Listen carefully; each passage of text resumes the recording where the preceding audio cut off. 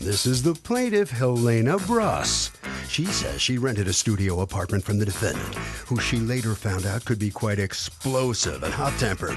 She couldn't deal with the huge mood swings and decided to move out of there before something bad happened, and now can't get her security back.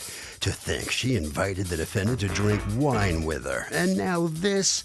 She's suing for $1,450, the amount of her security.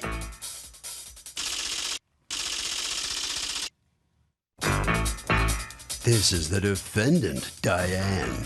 She says the woman sent her an email stating she'd be moving out in 2 weeks, and she told her that was not acceptable and she'd not be getting her security back. On top of that, she didn't follow the condo rules when she moved out, got into a fight with them, and now she's on the hook to pay a $500 fine. She's accused of losing it.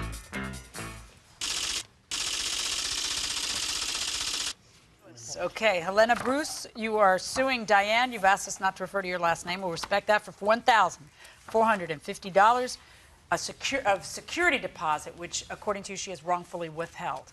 Tell me what's going on here. Yes. In August, I located an apartment in the building where my son and daughter-in-law live. Okay. Is this your son? This is my son, recently graduated from medical school. Congratulations. And my son and my daughter-in-law and my new grandson were upstairs. You didn't tell me about the new grandson. Yes. Of course you want to live there. Okay. I wanted to live there. It was very important. And hopefully they want you to live there too, right? Okay. This was quite an incredible coincidence because it was in the same building and it was advertised as a studio apartment. And it turned out that it's actually not a separate apartment. It's some kind of a part of an apartment, but I took it. So it was sort of being like a roommate with her?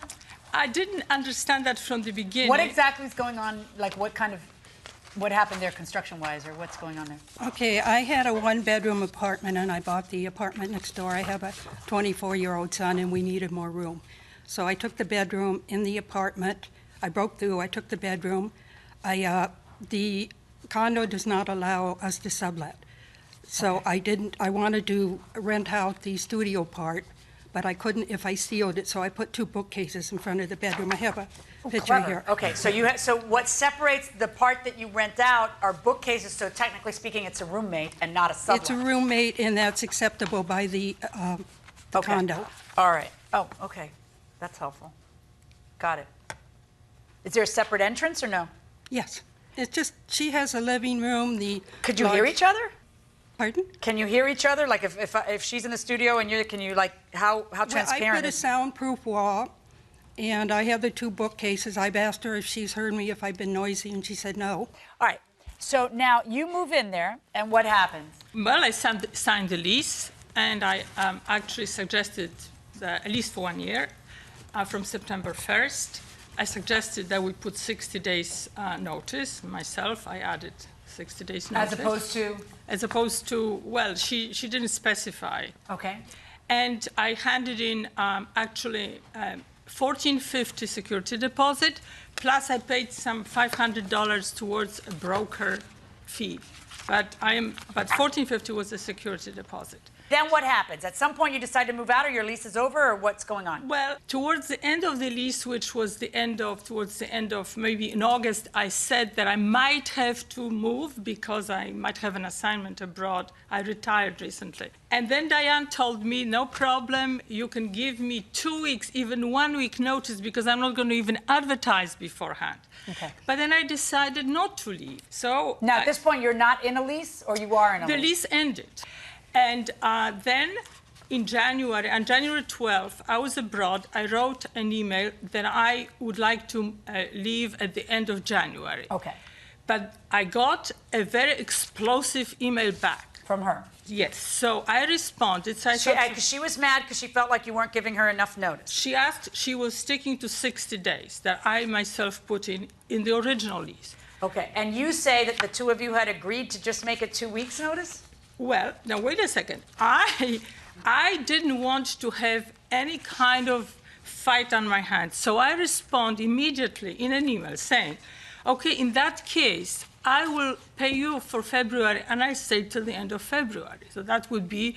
that still wouldn't be 60 days. No, it would be 60 days. But in addition, what I say, that I will find a replacement. I will find a replacement. And she agreed with great pleasure through my son, through Columbia Medical School. I found a replacement so that you have complete continuation. Do you have the emails where she says that's great?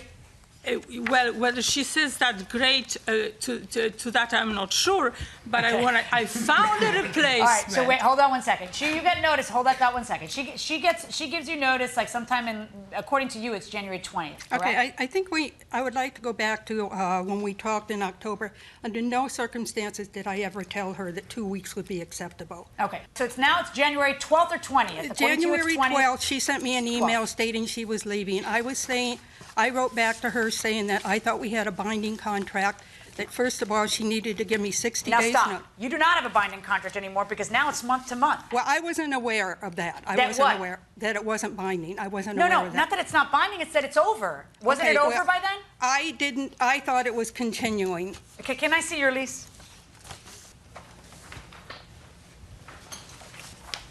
Lease term, type of term, yearly with automatic renewal. The lease starts September 1st of 2008.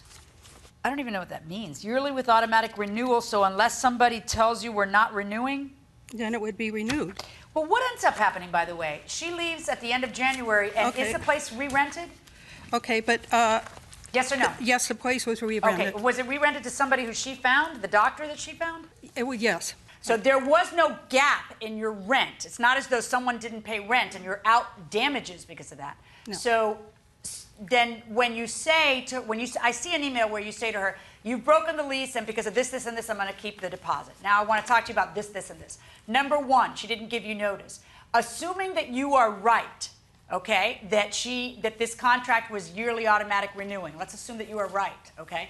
You're only entitled to keep the security deposit to cover your damages as a result of the breach. There's two parts to any lawsuit. One is, you did me wrong, and the other one is, and I'm damaged because of it, so I get to keep the amount of damage I have. You have no damage. So, in other words, assuming she had a lack of notice, there's no damage to you because you found a tenant right away, and in fact, you didn't even find a tenant, she found a tenant. So you can't keep it for lack of notice. What's the next reason that you say you're going to keep it? Because the place was a mess. Well, the place was not clean, but it wasn't that big a deal because I went in and cleaned it myself. Okay. I do have some expenses. They had to, it's like amounts to $65.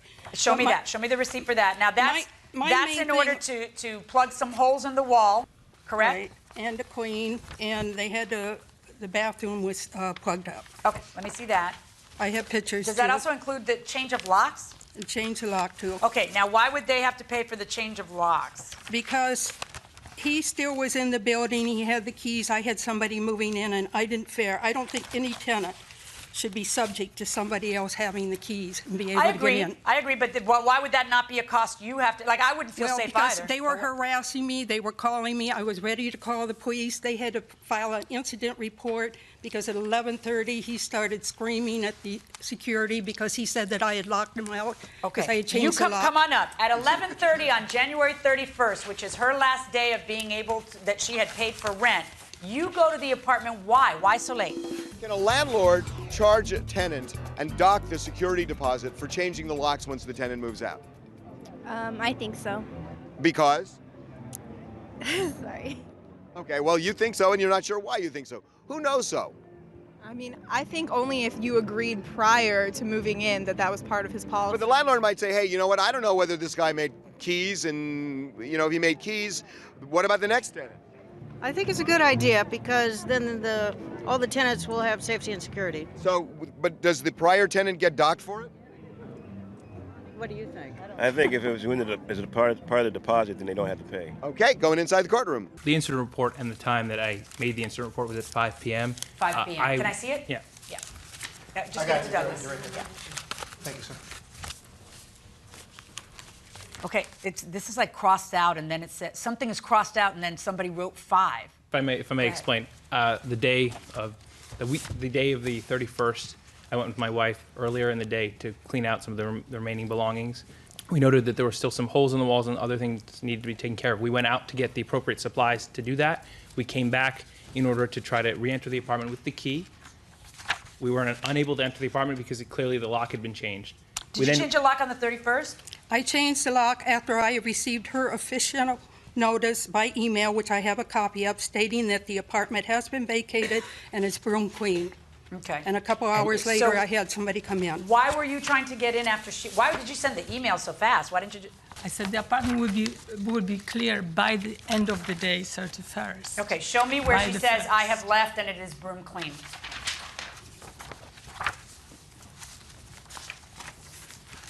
The apartment has been vacated. You sent this on January 31st at, just so you know, okay, at 11:15 in the morning. You sent an email saying the apartment has been vacated, it is broom cleaned as required as of today. We would like to return the keys and receive the security deposit as per earlier email this month. Please contact us. That's sort of, I mean, look, you still have paid the rent, and you still shouldn't change your locks on the day that they've still paid rent.